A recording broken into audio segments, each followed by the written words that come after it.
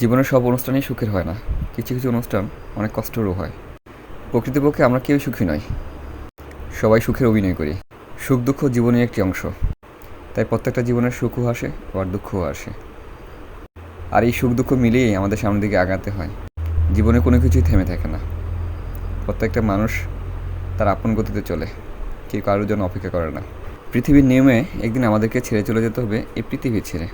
তেমনি আমার দাদি আমাদেরকে ছেড়ে চলে গেছেন এই পৃথিবী ছেড়ে। আর হয়তো বা কখনোই আসবে না, আর কখনো আমরা দেখব না আমার দাদিকে। কিন্তু এই দাদি আমাদেরকে অনেক যত্ন সহকারে, অনেক আদর করে বড় করেছেন। সবসময় সঠিকটা শেখানোর চেষ্টা করেছেন, সঠিক পথ প্রদর্শন দিয়েছেন, অনেক চেষ্টা করেছেন আমাদেরকে মানুষের মতো মানুষ করতেন। আমার দাদি সবসময় আপনার মতো 5 ওয়াক্ত নামাজ আদায় করতেন। খুব সকালে ঘুম থেকে উঠতেন, সকালবেলা উঠে ফজর নামাজ আদায় করতেন। আর আমরা তখন অনেক ঘুমিয়ে মগ্ন থাকতাম। আমার দাদি ফজর নামাজ আদায় করে আমাদেরকে ঘুম থেকে ওঠানোর জন্য আমাদের বেড়ার মধ্যে নক করতো, আর আমাদেরকে ডাকতো, উঠে যেন আমরা ফজর নামাজ আদায় করি। আমার দাদি যখন আমাদেরকে ডাকতো, ডাকাডাকি করতো বা বেড়ার মধ্যে নক করতো, তখন আমাদের অনেক বিরক্ত হতো। দাদির সাথে রেগে অনেক কথা বলতাম, কিন্তু দাদি আমাদেরকে হাসি মুখে আমাদেরকে সবসময় শরীরটা দেওয়ার চেষ্টা করেছেন। বলতো নামাজ পড়তে হবে, বড় হতে হবে, আল্লাহকে ডাকতে হবে। আমি দেখেছি আমার দাদি সবসময় আল্লাহর ইবাদতবন্দি করতো, এমনকি নফল রোজাও রাখতো, ভোরেতে উঠে সেহরি খেত এবং সবসময় হাতে একটা তসবিহ থাকতো, জিকির আজকার করতো। ছোটোবেলায় আমার দাদির সাথে ঘটে যাওয়া অনেক স্মৃতি আছে আমাদের। যখন রাত হতো তখন দাদির পাশে ঘুমানোর জন্য আগে আগে খাটে গিয়ে শুয়ে থাকতাম, যে আজকে আমি দাদির পাশে ঘুমাবো। কিন্তু একটা খাটে তো অনেকজন থাকা যায় না। আমার আপাও পাগল থাকতো আমার দাদির পাশে ঘুমানোর জন্য, আমার চাচাতো বোনেরও পাগল থাকতো আমার দাদির পাশে ঘুমানোর জন্য।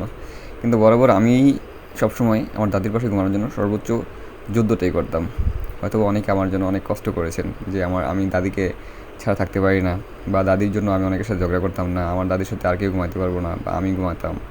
আসলে দাদি সবাইকে পছন্দ করতো, সবাইকে আগলিয়ে রেখেছেন। তার নাতনি নাতনি যারা আছে তাদের সাথে আর সবার সাথেই আগলিয়ে আমাদেরকে বড় করেছেন। আমার দাদি ছোটোবেলা থেকে নাকি অনেক পরিশ্রম করেছেন। আমার দাদির বাবার বাড়ি ও শ্বশুর বাড়ি আমাদেরই গ্রামে। সেই সুবাদে আমার দাদি আমাদের গ্রামের পরিচিত মুখ ছিল। আমার দাদিকে আমরা হারিয়ে ফেলেছি, আর কখনো ফিরে পাবো না, সেটাই সত্যি। এখনও যাদের দাদা দাদি বেঁচে আছেন এবং পরিবারের যারা যারা আছেন তাদের প্রতি অনেক মায়া মমতা হবেন, বিনয়ী হবেন, তাদের প্রতি আদর স্নেহ মায়া মমতা দিবেন, তাদেরকে ভালোবেসে কাছে রাখবেন। কারণ যখন হারিয়ে যাবে তখন আপনি চেষ্টা করলেও তাদেরকে আর আদর স্নেহ মায়া মমতা দিতে পারবেন না। তাই পরিবারের প্রত্যেকটা সদস্যকে জীবিত থাকা অবস্থায় তাদেরকে ভালোবেসে কাছে রাখেন, আগলিয়ে রাখেন। মা বাবা, ভাই বোন, দাদা দাদি, আত্মীয় স্বজন, পাড়াপড়শি সবাইকে কাছে টেনে কাছে রাখুন, সবসময় আগলিয়ে রাখুন এবং সম্মানের সাথে জীবন যেন পার করতে পারেন সেই চেষ্টা করুন। সবাই আমার দাদির জন্য দোয়া করবেন।